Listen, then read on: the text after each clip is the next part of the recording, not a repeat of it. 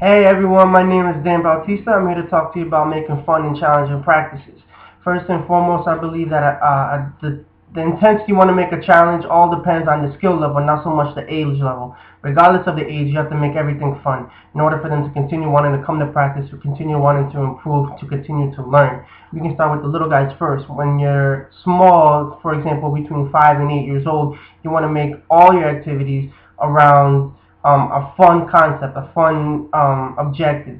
Whether it's you have them make believe they're a character. For example, I did an activity where they had to find Shrek. All my little soccer players had to go ahead and find Shrek. They could pick a character, whether it was the cat, whether it was a donkey, where even the girls all wanted to be Fiona, but they had to go and find Shrek, and they had a blast doing ball control, just knowing that they had to go and find Shrek and not lose the ball. I did another activity with the little guys right there, a British Bulldog, where that if they lost the ball within the circle, they had to do a dance, British Bulldog. I made up a dance and they had fun with it. All the kids laughed, all the kids had a good time. As a school teacher, I know that when you learn the best when you are having fun. When you are learning, you don't even know that you're learning. And at that young age level, that's important for them to know that they're going to practice, they're going to games to have fun. Okay?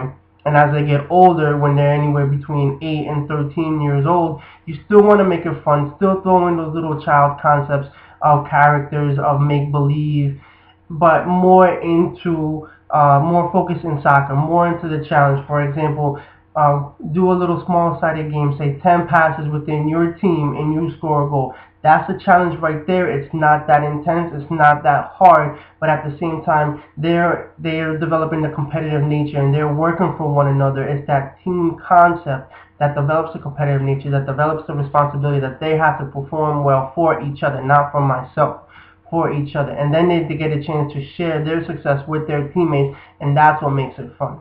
Any team play makes things fun because now they have someone else to share things with, to share their successes, to share their failures, and they have a team bond, a team unity, and that's something that you can't replace. You can't substitute for anything. So the older they get, the more team play I would focus in. And even when they go into the high school age levels, depending on their skill level, is how intense you want to make the challenge. I feel the older they get, again, you want to focus a lot more on team play and doing accomplishments as a team than individual accomplishments. I feel that way, again, they get a chance to share their successes, their joys with their teammates. And that, again, is the most fun that they could possibly have.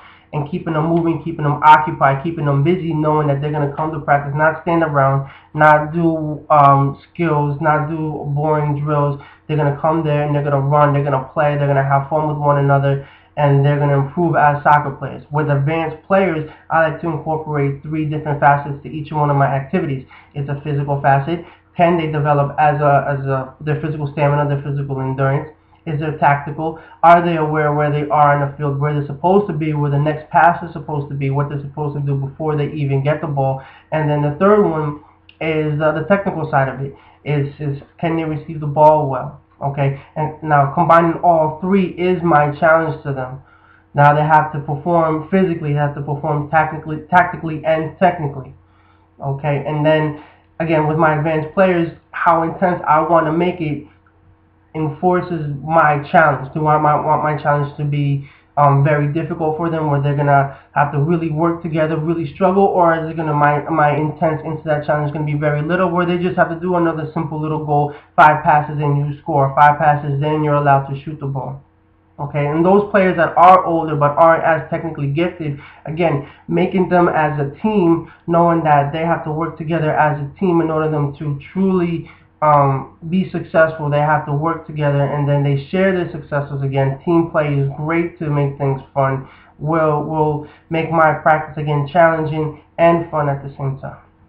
Thank you. I hope you had a great time, a great session watching this video. I appreciate you taking the time to watch.